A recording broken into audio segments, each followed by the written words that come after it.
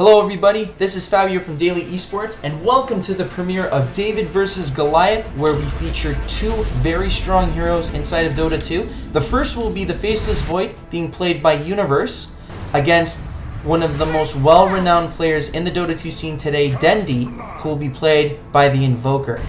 Now, what this series aims to do is to give a rough comparison between not only these two players, but the strength of these heroes inside of the meta. So the only way we'll be able to tell is by looking at some of the stats. So why don't we break it down, shall we? Let's get started. So one of the first things we're going to be looking at within this series is the pick rate and the win rate of those heroes within said skill brackets. So as you can see, I've got skill brackets from 2K all the way to 5K. Let's start with the Faceless Void, shall we?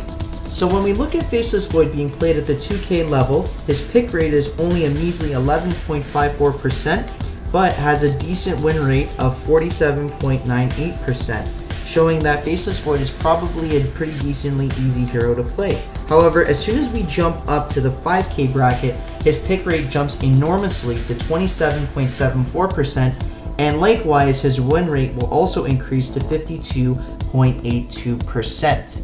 Let's move on to the Invoker. So when we look at Invoker at the 2K level, he is only picked 20.54%, which, believe it or not, is one of the higher pick rates at the 2K level, but his win rate is only a measly 43.64%, indicating that the hero itself is very difficult to play at the 2K level. However, let's jump to the 5K level. Now we see his pick rate jump enormously to 32.01%, and his win rate is roughly 50% as well, showing that Invoker is a hero that takes and requires a lot of skill to play. Now, as we can tell from the data chart, obviously Invoker is a more popular hero than Faceless Void. So right off the bat, I think to myself, okay, Invoker's probably the Goliath, and I look at Faceless Void as the David. However, now we have to compare the two players, so let's get to that. So what we're going to do now is look at the pro analysis of this segment, in which we are going to be comparing the earnings and results of both of these players. So when we look at Universe, he has entered 51 tournaments in comparison to Dendi's 78. So I think Dendi has the victory there. But in terms of prize money earned, thanks to the TI5 victory and Universe's $6 million Echo Slam, he has amassed almost $2.2 million in total prize money earned, compared to Dendi's $681,000 plus. So roughly $700,000, which the prize difference is in favor of Universe by almost $1.5 million. In terms of championship runs, Universe has won 17 championships compared to Dendi's 28, so I think Dendi gets the victory there. The runner-up is very close. Dendi has been a runner-up 16 times, and Universe has been a runner-up 12 times. And in the third place or semis finish, Universe has done that 10 times, whereas Dendi has done that 8 times. Now, if we both notice, both of these players are veteran players, each being 26 years of age.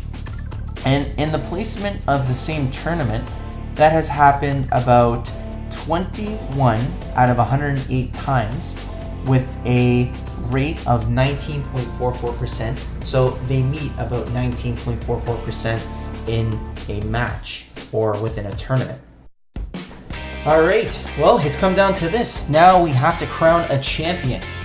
So after thorough analysis, really strong comparisons, and looking at both of these individuals, regardless of their positions, I have to give the championship this week to... It was not enough.